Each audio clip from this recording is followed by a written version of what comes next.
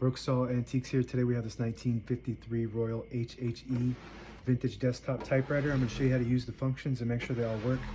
The HH stands for heavy, and the E stands for elite, which is the typeface. Characters 12 per inch. Up top is the adjustable paper guide. This helps you guide the page in straight. I'm going to line that up with the edge of the platen, which is the main roller that feeds the paper. And the margins are magic margins, so I'll show you how to use that once we load the page here. This is the paper bell that sits on top, holds the page down. It's got two adjustable rollers and a scale. So the margins are right, the left margin's kind of towards the edge and the right one's right in the middle. So I'm gonna set the right margin on the edge by putting the carriage release with one finger and the magic margin to the front, and that will loosen it and allow you to move it all the way to the end.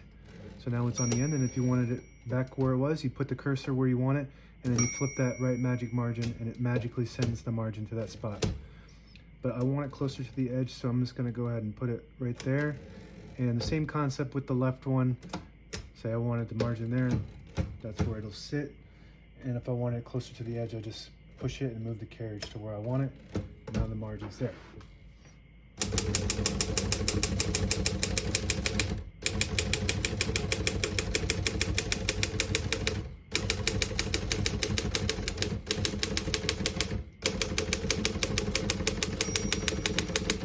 Once you hear the bell, you're at the end of the margin. You get this line of space, gets you back to the beginning, and skips 1, 2, or 3. Right now we have it on single, but if you want double, flip this switch forward 1, it skips 2, 1 more, it skips 3. That works good. We're going to keep that on single. And I was able to type all the characters on one line because of the Elite typeface. It prints smaller font versus the Pica, which is 10 characters per inch. So on this next line, I'm going to type a sentence in red to switch from black to red. There's a switch on the right side here. You flip that all the way to the left. There's a red indicator there to let you know you're on red, which is the bottom portion of the ribbon. When you have it on the blue, it prints the top portion of the ribbon. If you move it up and over to the right, that's the white.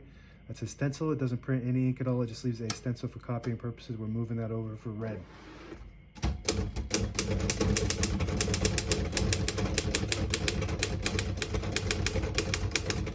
Beautiful.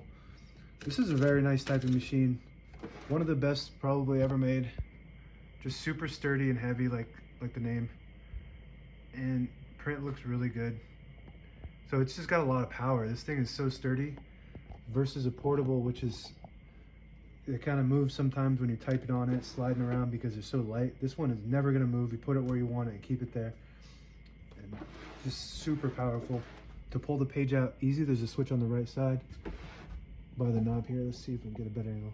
Right there, you flip that forward and it unlocks the rollers underneath the platen line. You can pull the page out easier, load thicker paper like carbon copy or card stock. Make sure you flip that back before you load the next page or else it won't load correctly. Shift on each side and a shift lock on the left. To clear that, just hit the shift button again. Backspace on the top left works great.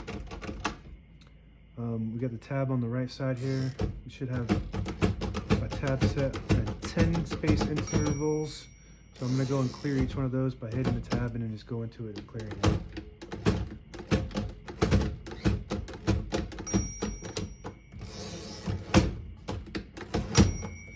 So some of those I didn't hit it on the right space. I kind of did it too fast. So I'm going to try to clear that. There we go.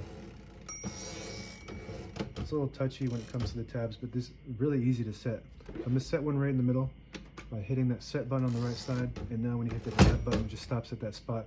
You can set as many tabs as you want. I always like to have one set in the middle so that way you don't have your carriage going slamming all the way to the end, causing wear and tear. Your typewriter just hits, it'll stop right there in the middle. Margin release on the right side. You get to the end of the margin, there's a mechanism that blocks you from printing. You hit that margin release, it will allow you to go all the way to the end. There you go. We're going to put the color back on the middle, which prints the top portion, which is black.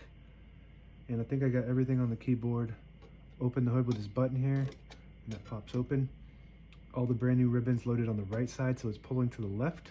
Pulls from the underneath, so it's pulling clockwise to the left. If you want to switch that direction, there's a little lever right here. You flip that to the right. It'll pull counterclockwise to the right. And I just have generic spools on this one. For some reason, a lot of my career here, I thought you had to have those special ones to put on these. These work perfectly fine, so you don't need those special ones. I think those special ones will just help with the ribbon reverse, which I don't really care about. On the right side is behind the knob is the carriage release, and a cool function on this typewriter is if you lift this up and push the button on the inside here, this little panel will drop down and you can just pull out the platen and get in there. If you got a paper jam or anything or debris in there, you can clean it out, and it just fits right back in fits right to that slot, and then you push it in and down, and then flip this back up and lock it, and then back into place. Easy as pie. Most typewriters, you really got to do a major operation to get the platen off, so that's pretty cool. Carriage release on the top on the left side, and this is a unique function. This will tighten or loosen your carriage pull.